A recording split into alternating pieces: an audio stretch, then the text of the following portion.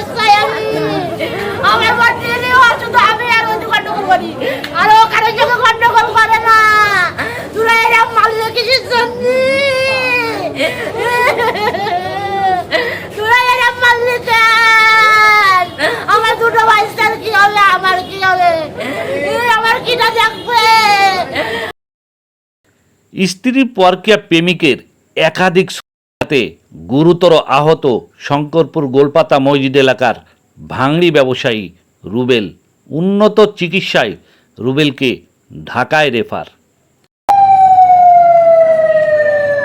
আমার ওয়াইফের সাথে আমার গ্যাঞ্জাম আছে বুঝলেন, ওই তাই নিয়ে আমার ওয়াইফ ওরে এই কাজ করাইছে, আমার শাশুড়ি আমার ওয়াইফ এই কাজ করাইছে।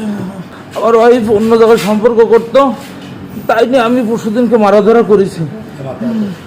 এবার তিনি আবার মামলা করেছে, আমি সেই এসআর সাথে দেখা করেছি, বলি সামাজিকভাবে আমাদের একটা বসাবসি হয়েছে। হইলে ওর মামা ল্যান্ড ব্যবসায়ী, উনি একজন ভদ্রলোক আলমগীর সাহেব, আর হচ্ছে আমাদের এলাকার হাফিজুর মাস্টার, ওনাকে হচ্ছে ওকে 1 মাসের সময় দিছে। স্ত্রী পরকীয়া প্রেমিক ও ভাইরা ভাইয়ের একাধিক ছুরি গুরুতর আহত রুবেল জানান, তার স্ত্রী একাধিক ছেলের সাথে পরকীয়া প্রেম ও টিকটক ভিডিও করত। স্বামী রুবেল বারংবার বারণ করা সত্ত্বেও স্ত্রী কর্ণপাত না করায় স্বামী ও স্ত্রীর ভিতরে কলহ লেগেই থাকত। সেই কলহর সূত্র ধরে স্ত্রীর পরকীয়া প্রেমিক বাঘা আকাশ, ভাইরা ভাই অনিক ও সাদ্দাম আজ রাত 9টার দিকে শঙ্করপুর মেডিকেল কলেজের সামনে রুবেলকে একাধিক ও কূপ আহত করে পালিয়ে যায়। এই বউ ঘরের ভিতরে 8টা-10টা ছেলে পেলে নিয়ে করে, ওই নাচ গান করে, করে টিপটপ করে, হ্যাঁ টিপটপ করে, সবসময় রাখে।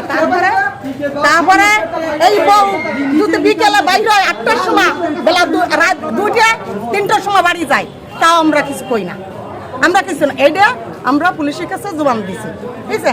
আর ছেলেটা খাইও না, জানিও না। আমি মেয়ে বউতি বাদাইছে, ছেলেতে বাদাইছে, তারা করবে।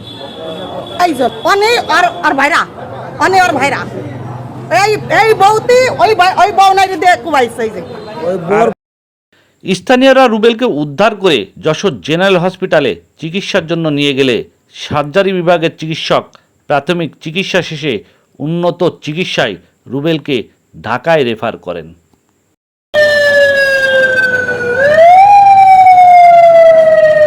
আমাদের একটু ঝামেলা হয়েছিল, তাই আমরা ওই বাসায়, আমি ওই বাসায় চলে গেলাম। আমাদের প্রায় একটু ঝামেলা হয়, গন্ডগোল করে ওই বাসায় ছিলাম।